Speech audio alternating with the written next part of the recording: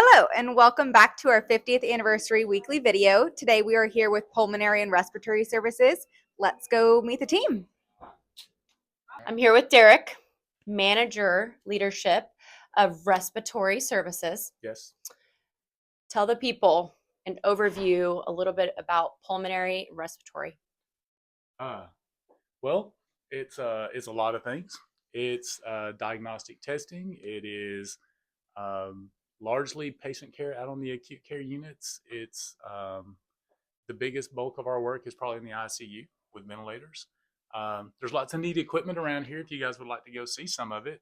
Yes. We kind of started out as inhalation therapy and now we're respiratory therapy. Interesting little fact. Yes. Let's go check out some equipment. All right. So this is some of the stuff that we use to like walk patients and do SAT studies with them and qualify them for home O2.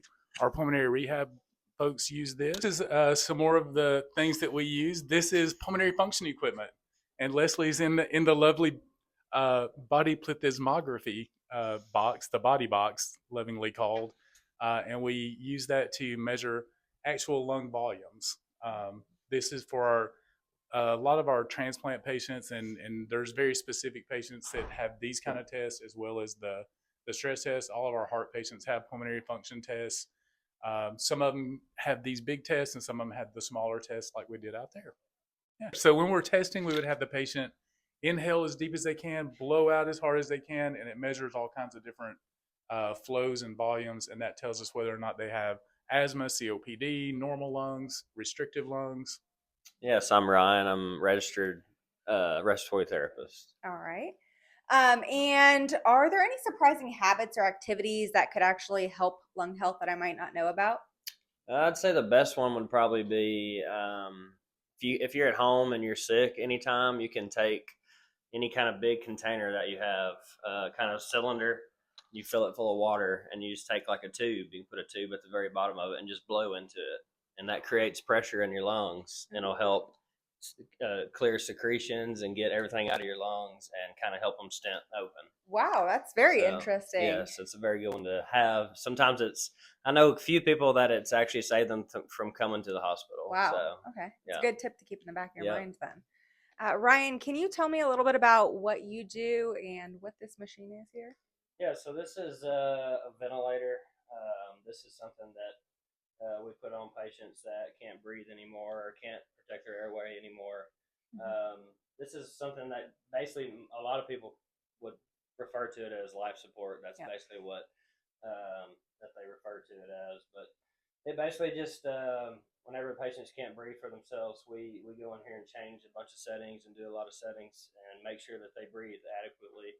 And we get something like an ABG in their blood. And just make sure all those levels are where they need to be. So you're kind of all over the hospital then? Yeah, we're pretty much all over the hospital. We do treatments through here. These do breathing treatments as well? Yeah, we do breathing treatments through here. We do other treatments in line with the ventilator. So it's just, it's pretty involved. Very cool. Pretty involved. Can you tell us what the longest is that you've seen somebody on a ventilator? Well, previously I worked at Children's Hospital, and unfortunately, I've seen them been on for years, for a long time, and then they eventually go to something that's called a trach, which goes in, and it's pretty much permanently for them until they get older, and then hopefully we can get that out. But yeah, unfortunately, sometimes we have patients that stay on for. It's a tough thing to do. Yes. We appreciate you though. No problem. Thank you. You're welcome. All right, Christina, how are you doing today? I'm doing fine. Awesome. What's your favorite part about your job? Honestly and truly, I think it is my coworkers. Honestly, I'm 28. I've had jobs before this one, but I've never came into a department which truly felt like a family. I love that. And And you have a wonderful boss. Yeah, I do. Derek is the best. I have the same one. You also have a lot of B's on your name tag. Oh my gosh, yeah, look at all of your B awards. It will be 1 year in July. And you have 3 B's on That your is name tag? impressive. Yeah, I do. Thank you. That's got to be some kind of record. If your department had its own reality TV show, what would it be called? I don't know if this is considered reality because it's just a TV show, but The Office, Oh my gosh. I truly think that we have every character in here. I'm not going to name who's who. I love that. I'm not going to say who's who. Oh my He gosh. might be, but you didn't hear it from me. Oh my gosh. But I truly think we have a little bit of everything here. 12 hours with these coworkers, these folks, and you're going to see a lot and you're going to laugh a lot. It's going to make your job way more easier. That's fantastic. Who is the longest serving team member here in respiratory care?